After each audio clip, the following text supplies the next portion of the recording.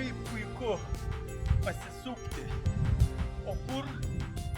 Saločiuose. O kas yra saločiai? Na, ne salotos. Žinoma, kad ne salotos, nors gal ir gerai būtų, nes dabar pietų metas. Saločiai yra nedidelis miestelis šiaurės rytų Lietuvoje, prie Latvijos Lietuvos pasienio, praktiškai netoli Broliukų. Ir galima jau iš čia važiuoti į Bauskę, pavyzdžiui.